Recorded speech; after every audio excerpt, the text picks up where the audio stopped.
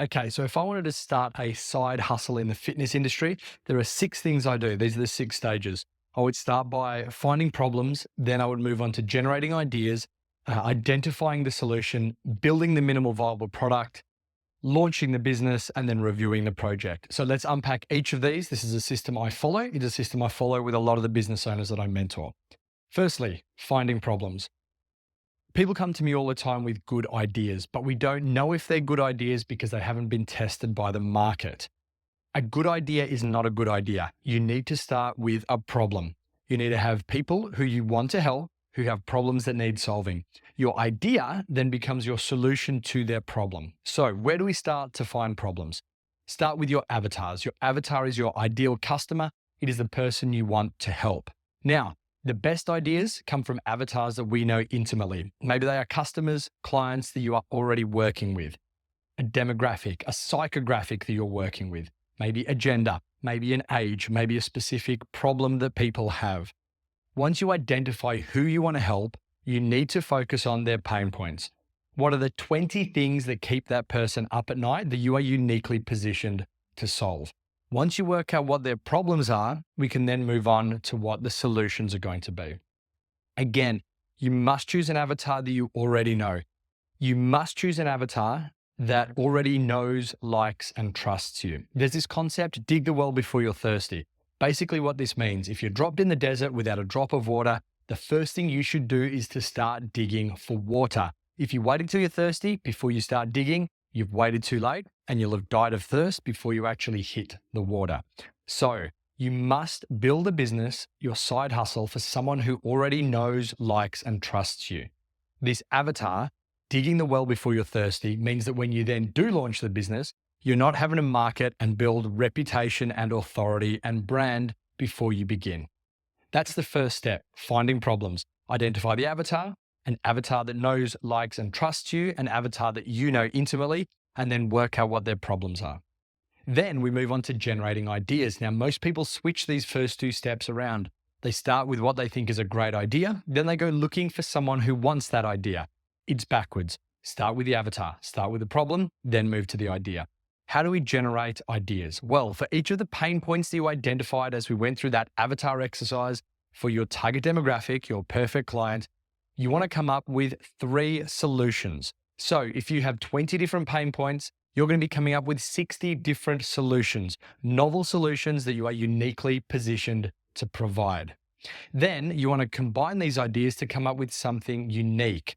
It is important to be different. Do not waste your time trying to start a business where you need to be better than everyone else. You have 2 options when it comes to starting up a side hustle. You can be 10 times better, or you can be different. And it is easier to be different than it is to be 10 times better. So come up with something new. You need a unique selling proposition, a different way of solving this problem, a way that no one else is using. You have to create something different or there is no point. It is difficult to push a business uphill, so instead find a business that you can push downhill and still have success. Don't look for difficult ideas, look for easy ideas.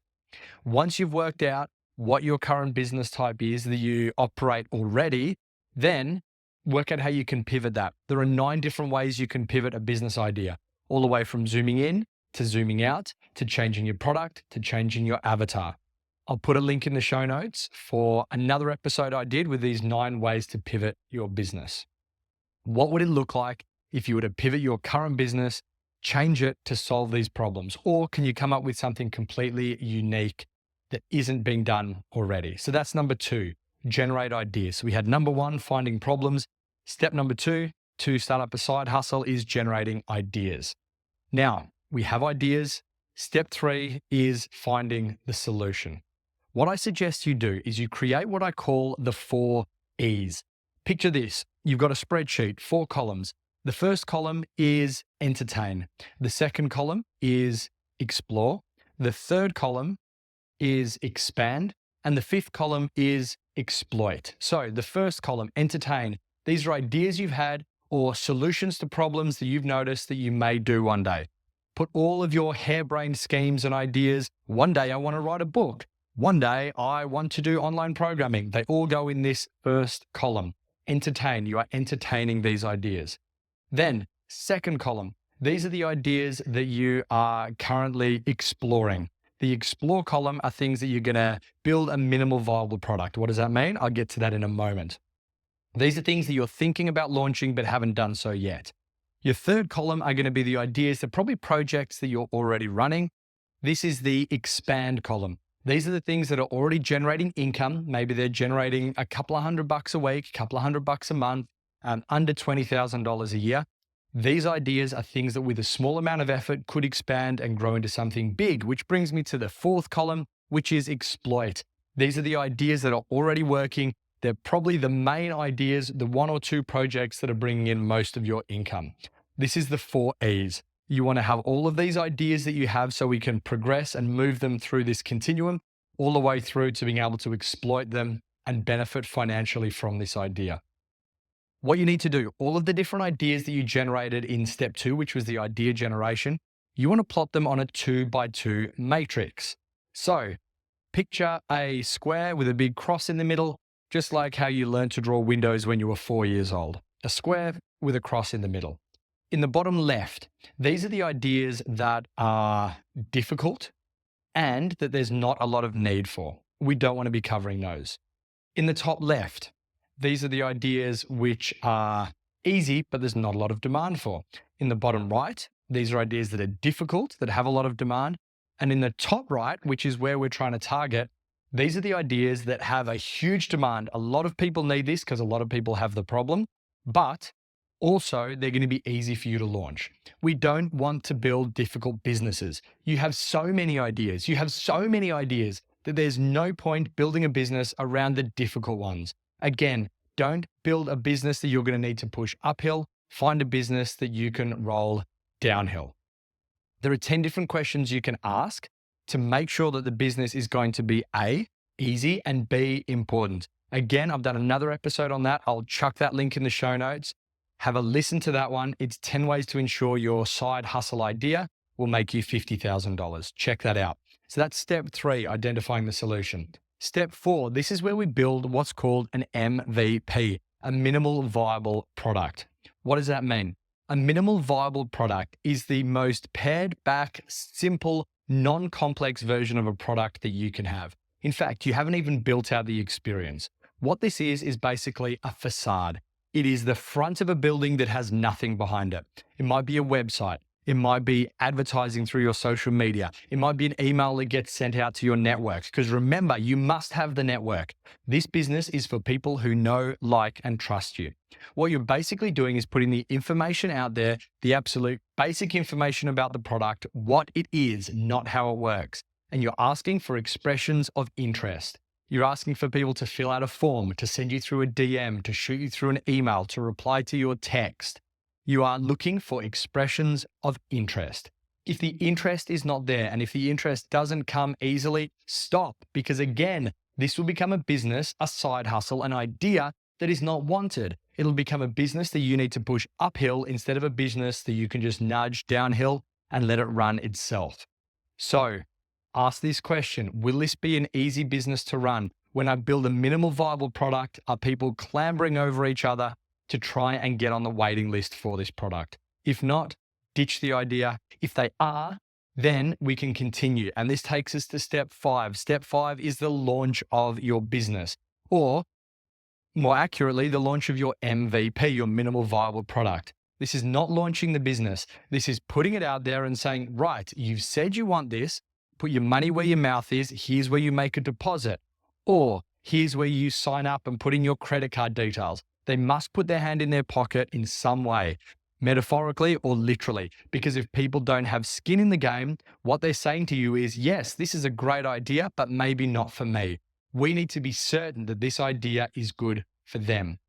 Once you have the number of people you need to make this business financially viable for you, then and only then do you build a business. Now, you're not going to have long to do this. Maybe the business is going to be launching in 2 weeks because people have paid, they have signed up for this service or this product, this commodity, this project that you are offering. So you then need to go into building mode. Remember, do not build this business until you know that people are willing to pay for it. This is the other big mistake people make. They come up with an amazing idea, but they don't know if the market wants it. Then they take this idea and they spend 6 or 9 or 12 or 24 months building this idea. Then they launch the idea to fanfare and trumpets, and no one wants it. It's crickets. So ask the customer for the idea because you know their pain points. This is how you know it's a good idea. The market has already demanded it. Then once you've done that, ensure that people actually want this. Not that they say they want it, but they do actually want it. This is the minimal viable product. And then you launch it. You put together the business plan, you put the word out there, you get people to put their hands in their pockets, and then you have that very short amount of time to stop sleeping 8 hours every night and hustle at this idea to build it, because you now have people who have paid you money, a promise you've made to them. It's time to build and deliver on that business. And again, if at any of these steps, the demand is not there, you stop, you cut your losses, you return the investment that people have made in you, in your idea, and you start again with something that is easier. And then finally, step 6, the project review. How did it go? Can we move it along these columns? I spoke about the 4 E's. Can you move it from exploring, is this going to work, into expanding? Great, this business now works. It's no longer a minimal viable product. It is a proven product, a proven project, a proven service that you are offering, at which point you grow it. It goes from being a couple of $100 a week to a couple of $1,000 to an idea that generates over $50,000 comfortably per year and beyond. And you test this and you ask yourself, is this sustainable? Is it scalable? Can this be moved eventually into the exploit column, where this business is going to run very easily? So then you can go back to square one, start with those ideas that you want to explore, that you're trying to entertain the thought of, and build more businesses. This is a system, a template that I follow. Find people's problems, generate ideas to solve those problems, identify the best solution that must be different, build a minimal viable product, launch the business, and finally review the success of that. Now, important, some caveats that I have to make on this 6-step process. Firstly, you cannot overcommit to this idea. In fact, I recommend you siloing a very short period of time each week where you are allowed to work on this idea. Maybe you're only going to give this idea 2 hours of your time each week for a maximum of 4 weeks. What tends to happen is this new idea, this bright, shiny object suddenly takes over your entire attention, and you reduce the service, you reduce the product that you're providing to the clients you already have in your main business. This cannot happen. You don't drop the ball on one idea just to launch the other. Otherwise, what will happen is that your career will be a series of continually dropped balls and ideas that ultimately amount to failure.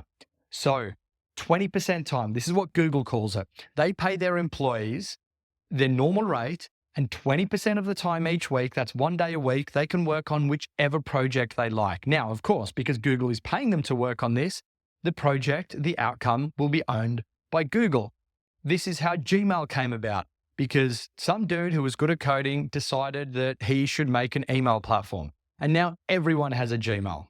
Everyone has a Google account. It stemmed from that 20% time. So silo time when you are going to work on building this side hustle, this new business idea, and be strict with this. Set a timer, and once that 1, 2, or 3 hours per week ends, you are not allowed to work on the business idea after that. Rule number 2, give this a maximum of 6 hours of work time. If your business is not showing potential in 6 hours worth of work total, and I'm talking business setup and marketing and everything else you need to do to build out and test a minimal viable product, if this does not work in under 6 hours in total work time, move on to an easier idea. Remember, you have no shortage of ideas. You have so many ideas. So stop pursuing the ones that are not working. Quit, and quit early. Next point, you have to try a lot of ideas. Let's say you've got 100 different ideas you come up with over a 5-year period, right? And 100 ideas, you spend 6 months working on that first idea. It doesn't work. So you spend 6 months working on the second idea. It doesn't work. Every year you're getting 2 ideas tested. Remember, if you've got 100 ideas, it is going to take you 50 years, 50 years to test all of these ideas. And that's just not doable. You don't have 5 decades to spend testing an idea. Now, of those 100 ideas, let's say that 10 of them have potential, 5 have high potential, and maybe 2 could be the really good idea that you can exploit that can be a massive income generator for you. 2 out of 100 ideas. If you've got 2 out of 100 ideas and you know that it's going to take you 50 years to test all of these ideas, it just doesn't work. The maths doesn't fit.